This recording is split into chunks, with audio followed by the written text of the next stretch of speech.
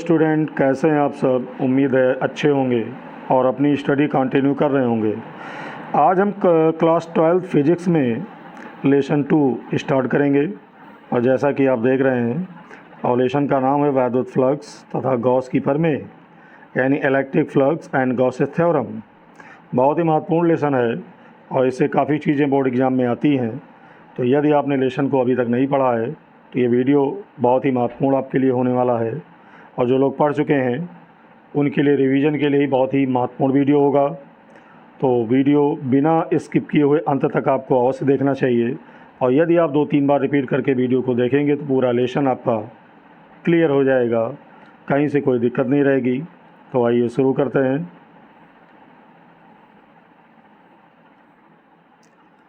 पहली हेडिंग है वैद्युत फ्लक्स। आप देख रहे हैं वैद्युत फ्लक्स है जिसको इलेक्ट्रिक फ्लक्स कहते हैं। तो इसको समझ लेते हैं। तो आपको बता दें कि वैद्युत क्षेत्र में स्थित किसी काल्पनिक पृष्ठ से गुजरने वाली वैद्युत बल रेखाओं की संख्या की माप को वैद्युत फ्लक्स कहते हैं। ये इसकी डेफिनेशन है। एक बार फिर रिपीट कर दूं, वैद्युत क्षेत्र में स्थित किसी काल्पनिक पृष्ठ से गुजरने वाली वैद्युत बल रेखाओं की संख्या की माप को वैद्युत फ्लक्स कहते हैं और वैद्युत फ्लक्स को हम फाई ई से लिखते हैं, याद रखेंगे। और ये अदिश राशि होती है। कैसी राशि होती है? अदिश राशि होती है। तो अब इसको हम फिगर द्वारा समझ लेते हैं। तो आप देख रहे हैं कुछ रेखाएं आपके सामने दिखाई पड़ रही हैं। ये वैद्युत क्षेत्र की दिशा का लगातार प्रदर्शन करती हैं। देख रहे हैं ये रेखाएं वैद्युत क्षेत्र की दिशा का लगातार प्रदर्शन करती हैं और वैद्युत क्षेत्र के बारे में हमने आपको पढ़ाया है लेसन 1 में। यदि आपने नहीं पढ़ा है तो लेसन 1 सर्च करके आप पढ़ सकते हैं और वीडियो के डिस्क्रिप्शन में भी जाएंगे तो वहाँ पर आपको लेसन 1 मिल जाएगा और आप उसको 2-3 बार वीडियो देखेंगे तो लेसन 1 आपका जो कि कूलाम का नियम तथा वैद्युत क्षेत्र है अच्छी तरह तैयार हो जाएगा। और डिस्क्रिप्शन में ही हमारे टेलीग्राम चैनल का लिंक भी दिया है, तो टेलीग्राम चैनल आप ज्वाइन कर लीजिए जहाँ आपको सारे वीडियो प्रोवाइड करा दिए जाएंगे, तो आप अच्छी तैयारी अपनी कर सकते हैं। तो मैंने वैद्युत क्षेत्र के बारे में कहा, तो वैद्युत क्षेत्र के बारे में एक बार फिर रिपीट कर दूं कि किसी आवेश, मान लिया कोई आवेश है Q1, आवेश को Q से लिखते हैं। तो किसी आवेश या आवेश समूह के चारों ओर का वह क्षेत्र जिसमें कोई अन्य आवेश जैसे Q2 रख दिया, किसी आवेश या आवेश समूह के चारों ओर का वह क्षेत्र जिसमें अन्य आवेश रखने पर दोनों आवेशों के बीच आकर्षण अथवा प्रतिकर्षण बल लगता है। ये कूलाम के नियम में आपने पढ़ा है। तो किसी एक आवेश या आवेश समूह के चारों ओर का वह क्षेत्र जिसमें कोई अन्य आवेश रखने पर वो आकर्षण अथवा प्रतिकर्षण बल का अनुभव करता है तो उस क्षेत्र को हम वैद्युत क्षेत्र कहते हैं।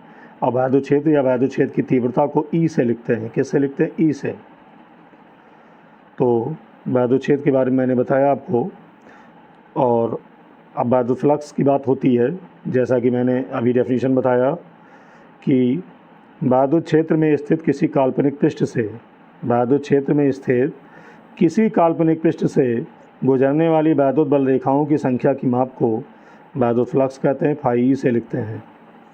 तो वैद्युत क्षेत्र के लिए वैद्युत बल रेखाओं का होना आवश्यक है और आप देख रहे हैं कि ये सब आपकी वैद्युत बल रेखाएं हैं, लगातार ये खींची गई हैं और इसमें कोई काल्पनिक पृष्ठ रखा गया है। काल्पनिक पृष्ठ, ये रियल पृष्ठ नहीं है और जिसका संपूर्ण क्षेत्रफल कितना है? ए है। भाई पृष्ठ है तो उसका क्षेत्रफल भी होगा, एरिया भी होगा और उस क्षेत्रफल में से एक छोटा सा क्षेत्रफल हमने ले लिया। तो जब किसी क्षेत्रफल में से, मान लो कोई पृष्ठ है काल्पनिक पृष्ठ, इसका क्षेत्रफल कितना? ए है और इसमें से छोटा सा क्षेत्रफल हम ले लें इसके भीतर से, तो उसका भी क्षेत्रफल होगा और उसका छोटा क्षेत्रफल होगा तो उसको, उसके क्षेत्रफल को डी ए से लिखेंगे। किससे लिखेंगे? D A. और कहेंगे क्षेत्रफल अवयव। डी ए को क्या कहेंगे? क्षेत्रफल अवयव कहेंगे। तो ऐसे ही आप देख रहे हैं कि पूरे काल्पनिक पृष्ठ का क्षेत्रफल है ए और इसमें से एक छोटा सा क्षेत्रफल हमने ले लिया और इसका क्षेत्रफल है डी ए, जिसको क्षेत्रफल अवयव कहेंगे। और इस क्षेत्रफल में से बाहर की ओर अगर हम एक अभिलंब खींच दें तो ये क्षेत्रफल वेक्टर डी ए कहलाएगा। क्या कहलाएगा? क्षेत्रफल वेक्टर डी ए। और उसी बिंदु पर वैद्युत क्षेत्र की तीव्रता आपकी है कैपिटल ई। देख रहे हैं बायदुद छेद की तीव्रता कितनी है, कैपिटल ई है, और क्षेत्रफल वेक्टर कितना है, डी ए हो गया। तो उसी क्रम में आगे देखते हैं जो मैंने बताया कि माना बायदुद क्षेत्र में एक काल्पनिक पृष्ठ स्थित है, जो अभी आपको समझाया मैंने, जिसका क्षेत्रफल ए है तथा डी ए इस पृष्ठ पर एक क्षेत्रफल अवयव है। और मान लिया क्षेत्रफल अवयव डी ए की स्थिति पर बायदुद छेद की जो तीव्रता है यानी बायदुद क्षेत्र है कैपिटल ई है, तब स्केलर गुणन जिसको हम अदिश गुणन कहते हैं, तब स्केलर गुणन ई डॉट डी ए, जो ई डॉट डी ए है, ये क्षेत्रफल अवयव से गुजरने वाला बायदुद फ्लक्स कहलाता है। यानी ई और डॉट डी ए, देखिए ई और डी ए दोनों वेक्टर हैं और इनके बीच में डॉट लगा है, तो ई डॉट डी ए को हम क्षेत्रफल अवयव डी ए से होकर गुजरने वाला बायदुद फ्लक्स कहते हैं। और ई डॉट डी ए इसको हम अदिश गुणन भी कहते हैं। ई डॉट डी ए अदिश गुणन है और जिसको इंग्लिश में बोलते हैं स्केलर गुणन। तो आपने देखा स्केलर गुणन ई डॉट डी ए क्षेत्रफल अवयव डी ए से होकर गुजरने वाला बायदुद फ्लक्स कहलाता है। तो ये हुई बायदुद फ्लक्स की डेफिनीशन। उसी क्रम में आगे देख लेते हैं। अब अगर पूरे पृष्ठ का क्षेत्रफल ले लें तो पूरे पृष्ठ का क्षेत्रफल मैंने बताया कैपिटल ए होता है। पूरे पृष्ठ का क्षेत्रफल कितना है, पूरे पृष्ठ का क्षेत्रफल आपका है कैपिटल ए।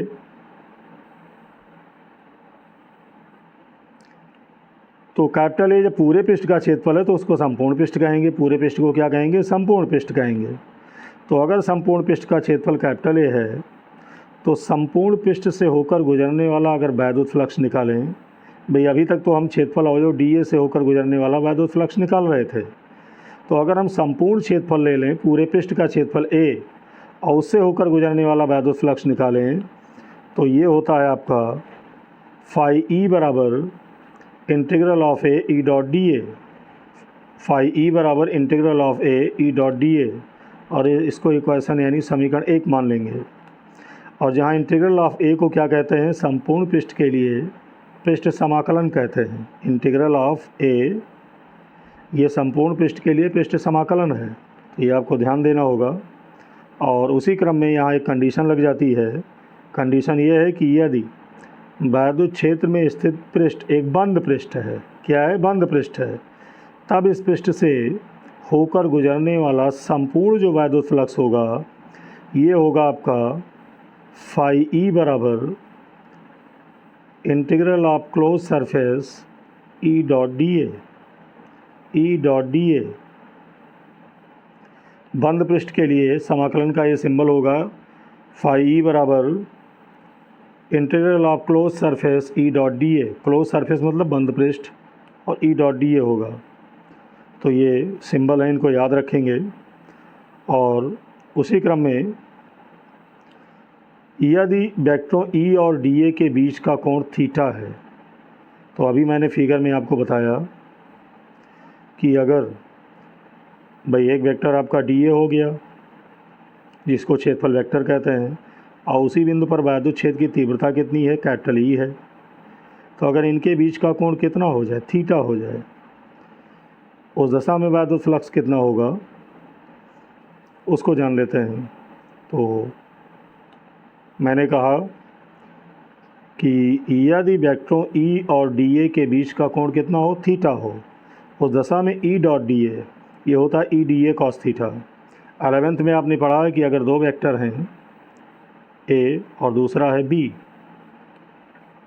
और इनके बीच का कोण थीटा है, तो इनका आदिश गुणनफल होता है ए डॉट बी बराबर होता है A B cos theta. A B cos theta, वही फार्मूला यहाँ भी लगा है।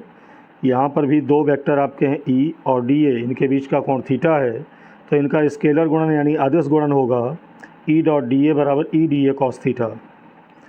और मैंने जो फार्मूला बताया लिखा भी है ए डॉट बी बराबर ए बी कॉस थीटा पर, ये ओपन किया गया है।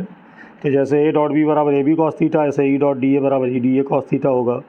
और ई डॉट डी ए की वैल्यू हम कहाँ रखेंगे, समीकरण 1 में रखेंगे। तो समीकरण 1 अभी आपने माना है, समीकरण 1 आप देख रहे हैं, इसमें रखेंगे ई डॉट डी ए की वैल्यू।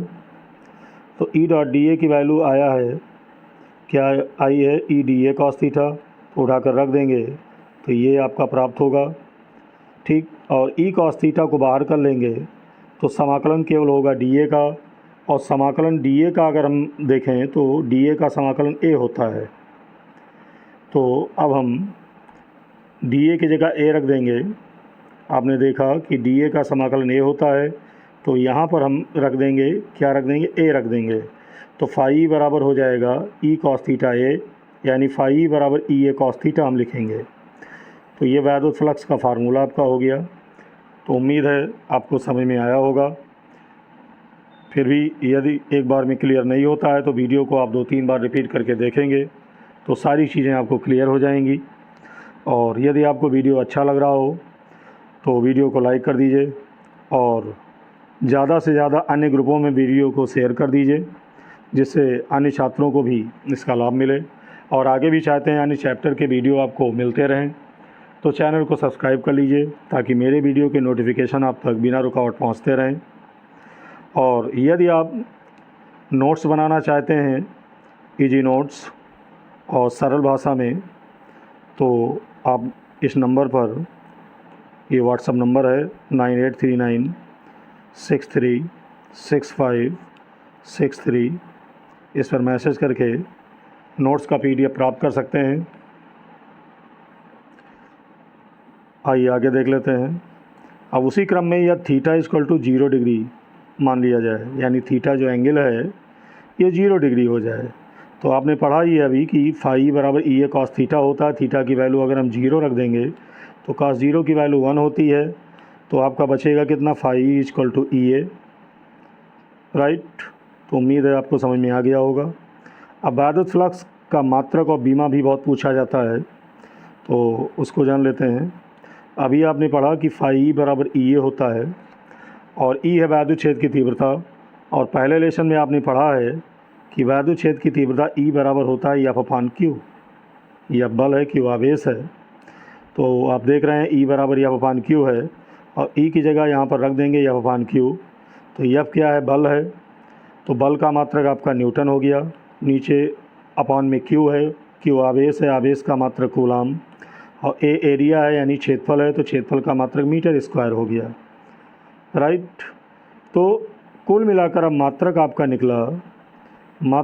निकला न्यूटन मीटर स्क्वायर, और कूलाम अपान में है तो प्रति कूलाम हो गया।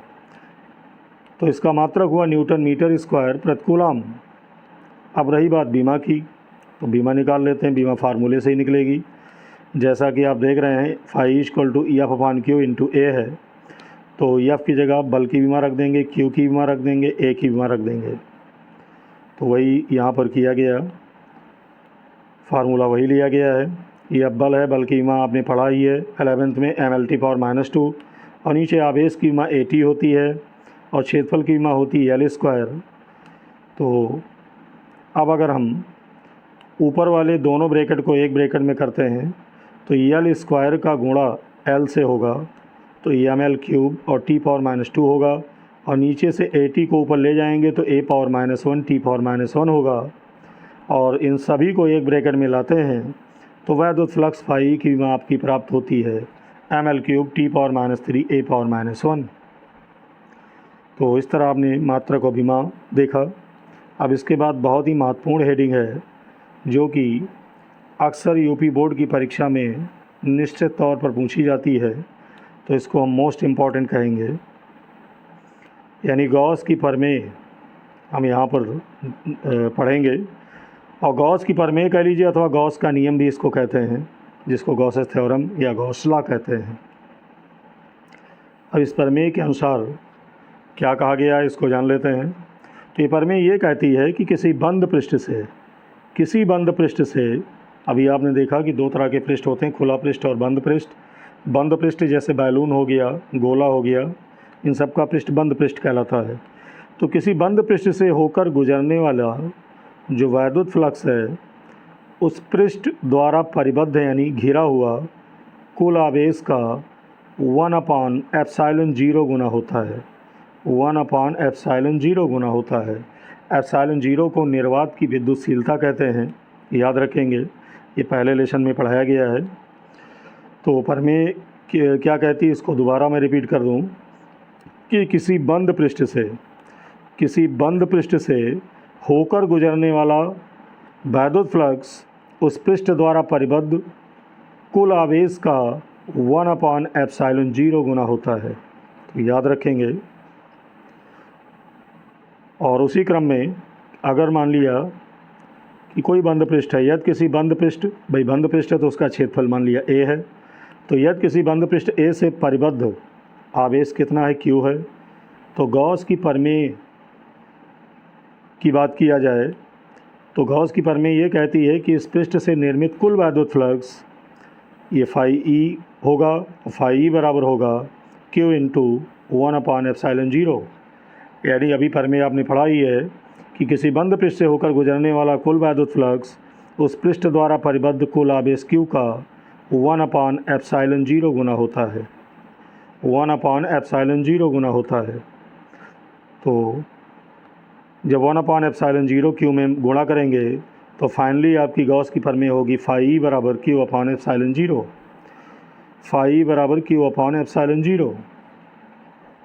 ये गॉस की प्रमेय है। उम्मीद करते हैं समझ में आया होगा। लेकिन आपने देखा कि गॉस की प्रमेय बंद पृष्ठ पर बताई गई है, और बंद पृष्ठ पर अभी आपने पढ़ा भी है कि बंद पृष्ठ से होकर गुजरने वाला जो वैद्युत फ्लक्स होता है ये होता है φE बराबर integral of close surface E.dA। और जो गॉस की प्रमेय आपने पढ़ा है उसमें भी यही पढ़ा है कि किसी बंद पृष्ठ से होकर गुजरने वाला संपूर्ण वैद्युत फ्लक्स उस पृष्ठ द्वारा परिबद्ध कुल आवेश का 1/ε0 गुना होता है। तो दोनों ही चीज़ें बंद पृष्ठ पर आधारित हैं, और बंद पृष्ठ से होकर गुजरने वाला संपूर्ण वैद्युत flux integral of close surface E.dA होता है। ये आपने पढ़ा ही है। तो कहने का मतलब है कि बंद पृष्ठ के लिए φE का मान यहाँ भी है और बंद पृष्ठ के लिए φE का मान यहाँ भी है। तो इसको समीकरण 1 मान लेंगे और इसको समीकरण 2 मान कर तुलना करा देंगे। तो आप देखते हैं ये भी φE का मान, ये भी φE का मान बायां पक्ष बराबर, तो दायां पक्ष बराबर हो जाएगा। यानी तीनों चीज़ें बराबर हो जाएंगी। हम लिख सकते हैं φE बराबर integral of close surface E.dA बराबर Q/ε0। तो ये थी गॉस की प्रमेय। अब इसकी प्रूविंग भी आती है, सिद्ध करने के लिए भी पूछा जाता है। तो इसकी प्रूविंग देख लेते हैं। और इसकी प्रूविंग यानी इसकी उपपत्ति समझेंगे। तो मान लिया कोई बंद पृष्ठ है, क्या है, बंद पृष्ठ है, और इस पृष्ठ के भीतर कोई बिंदु O है जहाँ +Q कूलाम का आवेश रखा हुआ है। इस बंद पृष्ठ की बात कर रहे हैं। तो इस बंद पृष्ठ के भीतर मान लिया कोई बिंदु O है जहाँ पर +Q कूलाम आवेश रखा है। तो इस आवेश के कारण वैद्युत क्षेत्र की तीव्रता उत्पन्न हो जाती है। इस आवेश के कारण इसके चारों ओर वैद्युत क्षेत्र की तीव्रता उत्पन्न हो जाती है। तो मान लिया इस आवेश से स्मॉल r दूरी पर एक बिंदु P है जहाँ पर वैद्युत क्षेत्र की तीव्रता कितनी है, वैद्युत क्षेत्र की तीव्रता E है। ठीक, यानी बिंदु P पर वैद्युत क्षेत्र की तीव्रता कितनी है, E है। और अब क्या करते हैं, इस बिंदु P के चारों ओर एक छोटा सा क्षेत्रफल लेते हैं। और जब छोटा सा क्षेत्रफल मैंने कहा तो ये क्षेत्रफल अवयव होगा dA, क्योंकि संपूर्ण पृष्ठ का क्षेत्रफल अगर A है तो बिंदु P के चारों ओर एक छोटा सा क्षेत्रफल हम लेंगे, और ये क्षेत्रफल भी इसी क्षेत्रफल का एक भाग है। तो उसको कहेंगे क्षेत्रफल अवयव dA। क्या कहेंगे, क्षेत्रफल अवयव dA। तो आप देख सकते हैं कि मान लिया एक बिंदु आवेश +Q है और एक बंद पृष्ठ A के भीतर बिंदु O पर स्थित है, तथा इस पृष्ठ पर एक बिंदु P के चारों ओर एक लघु क्षेत्रफल अवयव dA है, जैसा कि मैंने बताया, तथा बिंदु O से स्मॉल r मीटर की दूरी पर आवेश +Q के कारण बिंदु P पर वैद्युत क्षेत्र कैपिटल E है, जो कि OP के अनुदिश है, यानी OP की दिशा में है। तो वही चीज़ मैंने बताया, एक बार फिर रिपीट कर दूं कि मान लिया कोई बंद पृष्ठ है, ये काल्पनिक पृष्ठ होता है और जिसका संपूर्ण क्षेत्रफल कितना है, A है, और इस पृष्ठ के भीतर कोई बिंदु है O, जहाँ पर प्लस क्यू कूलाम का आवेश रखा हुआ है। तो आवेश के कारण वैद्युत क्षेत्र की तीव्रता उत्पन्न होती है। तो मान लिया इस आवेश से स्मॉल r दूरी पर एक बिंदु यहाँ P है, जहाँ पर वैद्युत क्षेत्र की तीव्रता, एक बिंदु P है जहाँ पर वैद्युत क्षेत्र की तीव्रता, बिंदु P पर वैद्युत क्षेत्र की तीव्रता कितनी है? कैपिटल E है। तो अब हम क्या करते हैं कि वैद्युत क्षेत्र की तीव्रता पहले ज्ञात करने के लिए बिंदु P के चारों ओर एक छोटा सा क्षेत्रफल ले लेते हैं। तो ये छोटा सा क्षेत्रफल भी संपूर्ण क्षेत्रफल A के भीतर ही है, और जब A के भीतर हम छोटा सा क्षेत्रफल लेंगे P के चारों ओर, तो इसको कहेंगे क्षेत्रफल अवयव DA। क्या कहेंगे? क्षेत्रफल अवयव DA कहेंगे, राइट। अब इस क्षेत्रफल अवयव DA पर अगर हम बाहर की ओर एक अभिलंब खींच दें, तब ये कहलाएगा क्षेत्रफल वेक्टर DA। क्या कहलाएगा? क्षेत्रफल वेक्टर DA कहलाएगा। और जबकि वैद्युत क्षेत्र कितना है? कैपिटल E है। तो यहाँ दो वेक्टर हो गए, एक वैद्युत क्षेत्र E और क्षेत्रफल वेक्टर DA। मान लिया इनके बीच का कोण कितना है? थीटा है। और क्षेत्रफल वेक्टर DA की दिशा में इकाई सदिश, आप देख रहे हैं क्षेत्रफल वेक्टर DA की दिशा में इकाई सदिश कितना है? n कैप है। तो उस दशा में अगर हम बात करें कि क्षेत्रफल अवयव DA से होकर गुजरने वाला जो वैद्युत फ्लक्स है, ये वैद्युत फ्लक्स होगा d फाई। भाई संपूर्ण क्षेत्रफल से होकर गुजरने वाला वैद्युत फ्लक्स लेंगे तब तो फाई ही होगा, लेकिन अगर क्षेत्रफल छोटा कर देंगे, यानी क्षेत्रफल अवयव DA को लेंगे, तो इससे होकर गुजरने वाला आपका जो वैद्युत फ्लक्स होगा ये भी तो छोटा होगा। तो क्षेत्रफल अवयव DA से होकर गुजरने वाला जो वैद्युत फ्लक्स है, ये वैद्युत फ्लक्स आपका d फाई ई होगा। कितना होगा? d फाई ई होगा। और ये d फाई ई अभी मैंने बताया स्केलर गुणनफल E डॉट DA के बराबर होगा। जो क्षेत्रफल अवयव DA से होकर गुजरने वाला वैद्युत फ्लक्स d फाई ई है, ये स्केलर गुणनफल E डॉट DA के बराबर होगा। और चूँकि E और DA के बीच थीटा कोण है, तो E डॉट DA बराबर होगा E DA cos theta, right. E dot DA बराबर होगा E DA कॉस थीटा। तो इस तरह आपने देखा कि d फाई ई बराबर E DA कॉस थीटा हो गया, देख रहे हैं।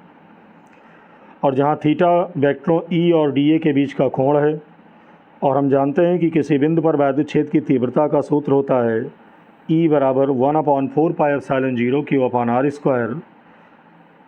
ये आपने पढ़ा ही है पहले लेसन में। तो अब हम क्या करते हैं कि यहाँ से E का मान, जो E का मान है, ये समीकरण 1 में रख देते हैं। समीकरण 1 में रख देंगे, किसकी जगह? E की जगह। तो हमें क्या प्राप्त हो जाएगा? तो हमें प्राप्त होगा d फाई ई बराबर 1/एप्सिलॉन 0 Q upon R square DA cos theta, right. तो हम क्या करते हैं, Q अपॉन 4 पाई एप्सिलॉन 0 अलग कर लेते हैं, तो आपका बचा DA cos theta upon R square. और DA cos theta upon R square ये d ओमेगा के बराबर होता है। अब सवाल ये उठता है d ओमेगा क्या है? तो d ओमेगा के बारे में आपको बता दूं, जो आपके सामने क्षेत्रफल अवयव है DA, क्षेत्रफल अवयव DA है, देख रहे हैं, जो बिंदु P के चारों ओर लिया गया है। इस क्षेत्रफल अवयव DA द्वारा बिंदु O पर बनाया गया घन कोण है। क्या है? घन कोण। और ये घन कोण है d ओमेगा। और आपको बता दूं, घन कोण का मात्रक स्टेरेडियन होता है, याद रखेंगे। घन कोण का मात्रक स्टेरेडियन होता है, जबकि कोण का मात्रक रेडियन होता है। तो घन कोण यहाँ पर है d ओमेगा, और d ओमेगा घन कोण किसके द्वारा बनाया गया है? क्षेत्रफल अवयव जो आपका DA लिया गया था, DA द्वारा बिंदु O पर बनाया गया घन कोण है, जिसको हम d ओमेगा से लिखते हैं, और इसका मात्रक स्टेरेडियन होता है। तो याद रखेंगे। तो आपने यहाँ देखा कि जो आपका d ओमेगा है, ये DA cos theta upon R square के बराबर होता है। तो हम समीकरण 2 में क्या करेंगे, DA cos theta upon R square की जगह क्या रखेंगे? d ओमेगा रखेंगे। तो रख देंगे समीकरण 2 में। तो हमें क्या प्राप्त होगा? वैद्युत फ्लक्स d फाई ई बराबर Q upon 4 pi epsilon 0 d omega ये होगा। और इसको मान लेंगे समीकरण क्या? 3 मान लेंगे, राइट। अब अगर हम पूरे संपूर्ण पृष्ठ की बात करें, यानी पूरा पृष्ठ अभी मैंने बताया जिसका क्षेत्रफल कितना था? संपूर्ण क्षेत्रफल A था। तो अगर संपूर्ण पृष्ठ के क्षेत्रफल की बात करें तो उससे होकर गुजरने वाला संपूर्ण वैद्युत फ्लक्स, चूँकि बंद पृष्ठ है और संपूर्ण वैद्युत फ्लक्स हम निकाल रहे हैं, तो जब संपूर्ण वैद्युत फ्लक्स लेंगे तो डी फाई नहीं लिखेंगे, डी फाई ई हम नहीं लिखेंगे।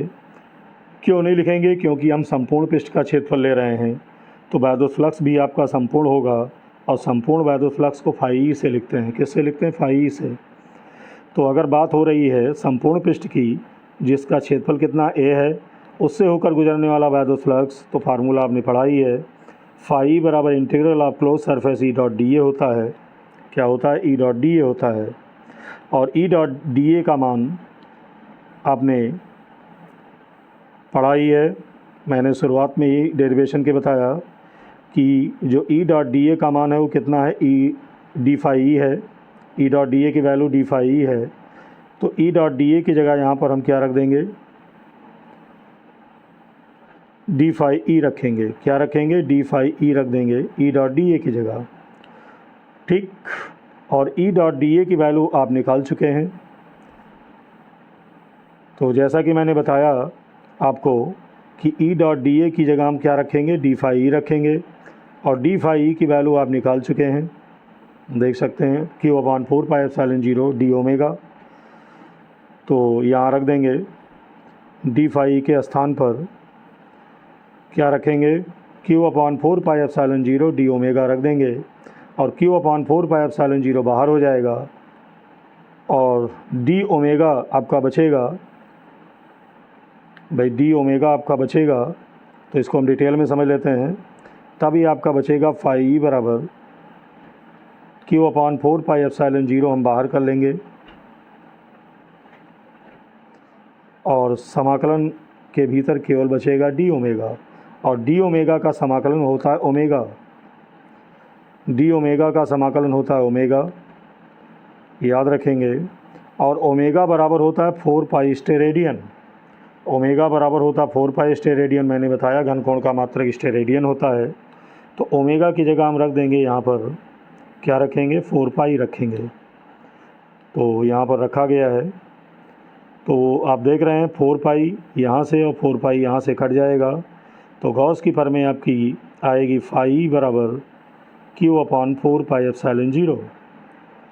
तो ये आपकी सिद्ध हो गई। तो उम्मीद करते हैं आपको समझ में आया होगा। कोई पॉइंट क्लियर ना हुआ हो तो वीडियो को 2-3 बार आप रिपीट करके देख सकते हैं। और यदि वीडियो आपके समझ में आ रहा है, अच्छा लगा है, तो कमेंट करके अपनी प्रतिक्रिया हमें अवश्य बताइएगा। और एक बार फिर से आपसे कहेंगे कि यदि वीडियो आपको अच्छा लगा हो तो ज़्यादा से ज़्यादा अन्य ग्रुपों में वीडियो को शेयर कर दीजिए। और आगे भी चाहते हैं अन्य लेसन के वीडियो आपको मिलते रहें तो चैनल को सब्सक्राइब कर लीजिए। अगली हेडिंग पर आते हैं।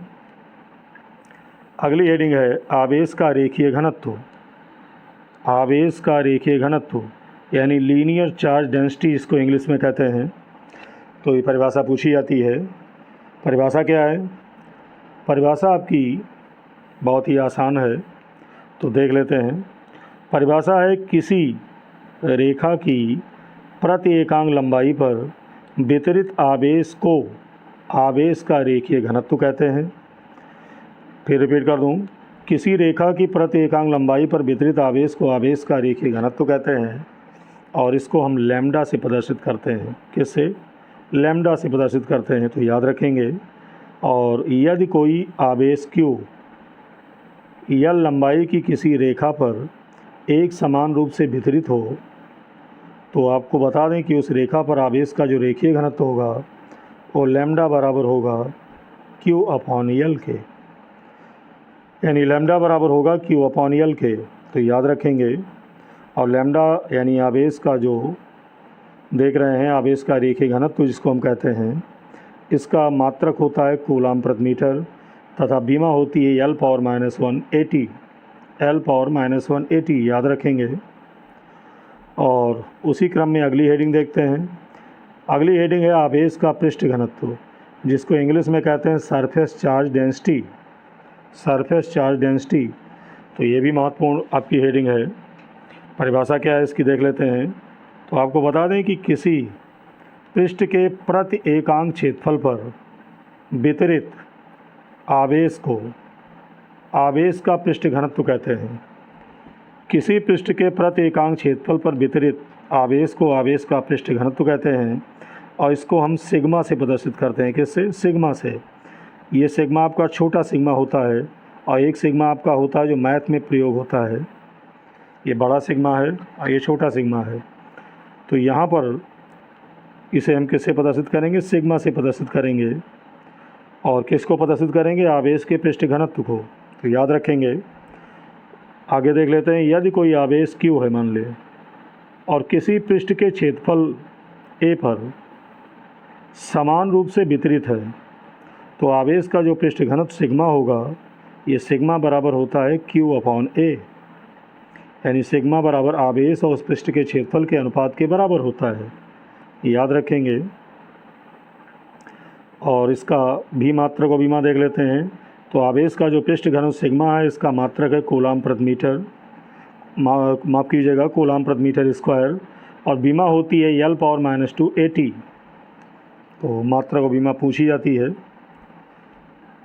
अब गॉस के नियम के अनुप्रयोग देखेंगे और आपको बता दें कि गॉस की प्रमेय के साथ साथ गॉस के नियम के अनुप्रयोग भी पूछे जाते हैं और बहुतायत में पूछे जाते हैं। तो हम देखेंगे गॉस के नियम के अनुप्रयोग, यानी एप्लीकेशंस ऑफ गॉसेस लॉ।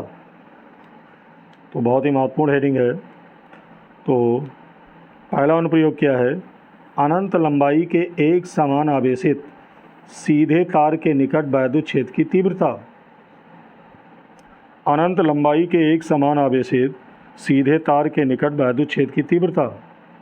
तो यहाँ पर आप हेडिंग में देख रहे हो कि एक तार लिया गया है जो एक समान रूप से आवेशित है तथा उसकी लंबाई क्या है? अनंत है। तो इसको समझ लेते हैं फिगर द्वारा। तो फिगर आपके सामने है। यहाँ पर देख रहे हैं एक अनंत लंबाई का तार है। अनंत लंबाई का सीधा तार लिया गया और एक समान रूप से आवेशित है। इस पर आवेश कैसा है? धन आवेश है। कैसा आवेश है? धन आवेश। तो एक समान रूप से जब आवेशित है और अनंत लंबाई है, यानी इसकी लंबाई कोई निश्चित नहीं है, तो आवेश के कारण हम जानते हैं वैद्युत क्षेत्र की तीव्रता उत्पन्न होती है। क्या उत्पन्न होती है? वैद्युत क्षेत्र की तीव्रता उत्पन्न होती है। तो हमें सबसे पहले वैद्युत क्षेत्र की तीव्रता निकालनी है। तो मान लिया इस तार से r मीटर की दूरी पर आप देख रहे हैं, r मीटर की दूरी पर एक बिंदु क्या है? P है, जहाँ पर वैद्युत क्षेत्र की तीव्रता E हमें ज्ञात करना है। E हमें ज्ञात करना है।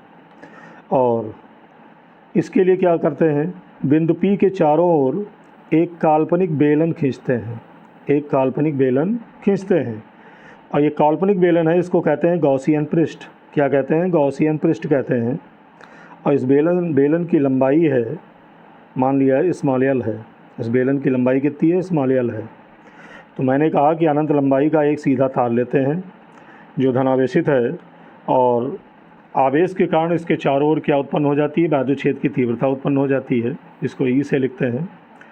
तो मान लिया इस तार से r मीटर की दूरी पर एक बिंदु क्या है? P है, जहाँ पर हमें वैद्युत क्षेत्र की तीव्रता E हमें निकालना है। तो अब ये तार के चारों ओर हम क्या करते हैं? इस r त्रिज्या का एक काल्पनिक बेलन खींचते हैं जिसकी लंबाई कितनी है? L है। और इस काल्पनिक बेलन को हम गॉसियन पृष्ठ कहते हैं। और इस बेलन का संपूर्ण क्षेत्रफल है A। कितना है? A है। और बिंदु P के चारों ओर एक छोटा सा क्षेत्रफल हम लेते हैं। तो चूंकि ये क्षेत्रफल भी इस क्षेत्रफल के अंदर से लिया गया है, तो बिंदु P के चारों ओर जो छोटा सा क्षेत्रफल लेते हैं, इसको हम क्षेत्रफल अवयव dA कहते हैं। क्या कहते हैं? क्षेत्रफल अवयव dA। तो अगर इस क्षेत्रफल पर बाहर की ओर एक अभिलंब खींच दें, क्या खींच दें? अभिलंब। तो ये क्षेत्रफल वेक्टर dA होगा। क्या होगा? क्षेत्रफल वेक्टर dA। अगर इस क्षेत्रफल पर बाहर की ओर अभिलंब खींचें तो ये क्षेत्रफल वेक्टर dA होगा। और बिंदु P पर वैद्युत क्षेत्र कितना है? E है। तो हम देखते हैं E और dA एक ही दिशा में हैं, तो इनके बीच का कोण क्या होगा? थीटा बराबर 0 डिग्री होगा। क्योंकि दोनों वेक्टर एक ही दिशा में हैं तो इनके बीच का कोण 0 होगा। तो सर्वप्रथम हमें बिंदु P पर वैद्युत क्षेत्र की तीव्रता निकालनी है। तो आप देख सकते हैं कि माना एक अनंत लंबाई के एक समान आवेशित तार के निकट स्मॉल r दूरी पर एक बिंदु क्या है, P है, मैंने बताया, जिस पर वैद्युत छेद की तीव्रता हमें E ज्ञात करनी है और इसके लिए बिंदु P से गुजरने वाला स्मॉल l लंबाई पर एक गॉसियन बेलनाकार पृष्ठ खींचते हैं। यानी स्मॉल l लंबाई का एक गॉसियन बेलनाकार पृष्ठ खींचते हैं तथा बिंदु P के चारों ओर, मैंने बताया बिंदु P के चारों ओर एक क्षेत्रफल अवयव dA पर विचार करते हैं और उस क्षेत्रफल अवयव dA से गुजरने वाला वैद्युत फ्लक्स निकालेंगे। तो वैद्युत फ्लक्स मैंने बताया कि d फाई E होगा। जब भी हम क्षेत्रफल अवयव dA से होकर गुजरने वाला वैद्युत फ्लक्स निकालेंगे तो चूँकि क्षेत्रफल छोटा है तो वैद्युत फ्लक्स भी छोटा होगा, तो ये वैद्युत फ्लक्स आपका होगा d फाई E, याद रखेंगे। तो क्षेत्रफल अवयव dA से होकर गुजरने वाला वैद्युत फ्लक्स आपका हो जाएगा, कितना हो जाएगा, d फाई E, जो E डॉट dA के बराबर होगा।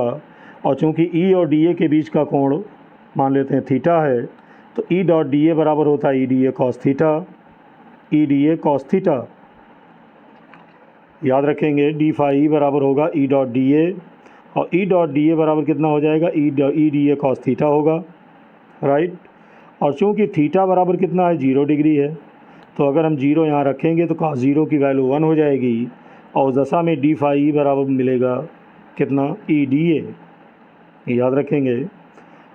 तो ये तो बात हो गई क्षेत्रफल अवयव dA से गुजरने वाले वैद्युत फ्लक्स की, और वो कितना आया, d फाई E बराबर E dA। अब अगर हम पूरा पृष्ठ ले लें, यानी पूरा बेलनाकार पृष्ठ ले लें जिसका क्षेत्रफल मैंने बताया संपूर्ण क्षेत्रफल A है, तो उससे होकर जाने वाला वैद्युत फ्लक्स निकालेंगे। तो आप देख सकते हैं संपूर्ण गॉसियन पृष्ठ से गुजरने वाला अगर वैद्युत फ्लक्स हम देखें तो वो वैद्युत फ्लक्स होगा संपूर्ण वैद्युत फ्लक्स फाई E, और ये होगा integral of A E dot dA, integral of A E dot dA हो जाएगा। तो आपके सामने है कि फाई E बराबर integral of A E dot dA होगा, राइट। और E डॉट dA किसके बराबर है, d फाई E के बराबर है। और d फाई E की वैल्यू आपने निकाला ही है, कितनी निकाला है, d फाई E की वैल्यू है E dA। तो यहाँ पर हम d फाई E की जगह E dA रख देंगे, देख सकते हैं E बाहर हो जाएगा, बचेगा dA, और dA का समाकलन होता है A। तो इस तरह आपका आया फाई E बराबर EA, राइट। और A क्या है, बेलनाकार गॉसियन पृष्ठ का क्षेत्रफल है, तो A आपका है बेलनाकार गॉसियन पृष्ठ का क्षेत्रफल। और बेलन का क्षेत्रफल यानी बेलन का जो वक्रपृष्ठ है वो आप जानते हैं 2 पाई RH होता है, और H की जगह यहाँ लंबाई L ली गई है, तो A बराबर होगा 2 पाई RL। तो A की वैल्यू हम क्या करेंगे, A की वैल्यू यहाँ रख देंगे, तो फाई E बराबर होगा E इंटू 2 पाई RL, और इसको समीकरण हम 2 मान लेंगे। लेकिन गॉस की प्रमेय अगर हम लगाएं तो गॉस की प्रमेय आपने पढ़ा ही है अभी कि फाई E बराबर होता है Q अपान एप्सिलॉन 0, और फाई E की वैल्यू यहाँ भी आपने निकाला है, इसको समीकरण 2 माना है और समीकरण इसको क्या मानेंगे, 3। तो दोनों ही फाई E की वैल्यू हैं, तुलना करा देंगे तो बायां पक्ष बराबर है तो दायां पक्ष भी हो जाएगा बराबर। लेकिन आप जानते हैं कि आवेश का रेखीय घनत्व लैम्डा बराबर होता है Q अपान L, तो अगर लैम्डा बराबर Q अपान L होगा तो Q बराबर क्या होगा, लैम्डा L होगा। तो हम क्या करते हैं, गॉस की प्रमेय में Q के स्थान पर क्या रख देंगे, लैम्डा L रख देंगे।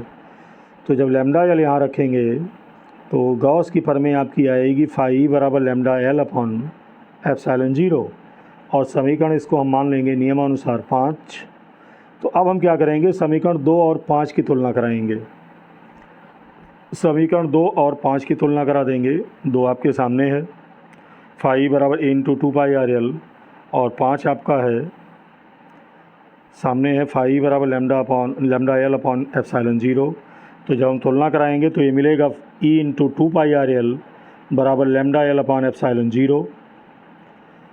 तो अब हम देखते हैं कुछ मान कट भी रहे हैं, यानी L और L आपका कट जाएगा, यहाँ से L कटेगा, यहाँ से L कटेगा, और E बराबर निकालेंगे तो ये हो जाएगा लैम्डा L अपॉन 2 पाई RL एप्सिलॉन 0।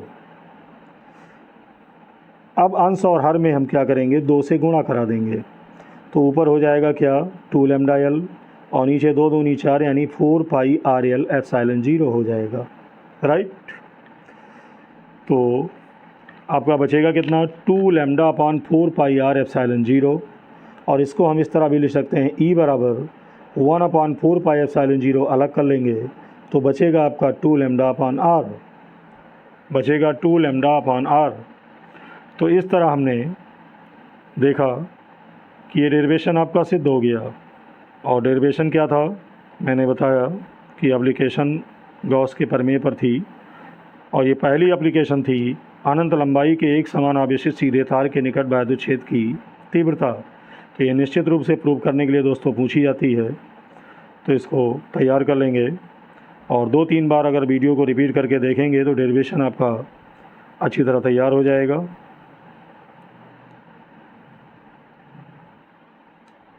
अब दूसरा अनुप्रयोग है, जैसा कि आप देख रहे हैं, अनंत विस्तार की यानी अनंत लंबाई की समतल आवेशित अचालक प्लेट, जिसको हम चादर कहेंगे, के निकट वैद्युत क्षेत्र की तीव्रता, यानी अनंत विस्तार की समतल आवेशित अचालक प्लेट के निकट वैद्युत क्षेत्र की तीव्रता ज्ञात करेंगे। तो पहले हम इसका फिगर समझ लेते हैं। मान लिया ये कोई समतल अचालक प्लेट है और इसके भीतर जो आवेश है इसके पूरे आयतन में एक समान रूप से वितरित है। कितना आवेश, धनावेश आप देख रहे हैं, जो पूरे आयतन में एक समान रूप से वितरित है।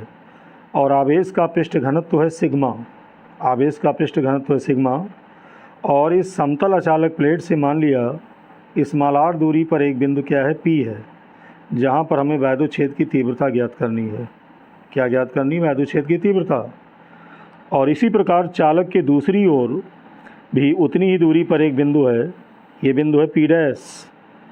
मान लिया बिंदु P डैश है और इधर कौन सा बिंदु था, P था। यहाँ P पर वैद्युत क्षेत्र की तीव्रता E है और इधर P डैश दूरी पर, माफ़ कीजिएगा, बिंदु P डैश पर वैद्युत क्षेत्र की तीव्रता E है। यानी समतल अचालक प्लेट के दोनों ओर स्मॉल r दूरी पर एक तरफ देखा जाए तो बिंदु P है और दूसरी तरफ बिंदु P डैश है, और दोनों ओर हमें वैद्युत क्षेत्र की तीव्रता E का मान ज्ञात करना है। तो इसके लिए हम क्या करते हैं कि समतल अचालक प्लेट के दोनों ओर एक काल्पनिक बेलन खींचते हैं, और ये बेलन इस तरह खींचते हैं कि ये बेलन बिंदु P और P डैश से होकर जाए, बिंदु P और P डैश से, बिंदु P और P डैश से होकर जाए। और इस बेलन का क्षेत्रफल कितना है, A है। तो इसके लिए हम मान लेते हैं कि बिंदु P पर वैद्युत क्षेत्र की तीव्रता आपने देखा ये E है।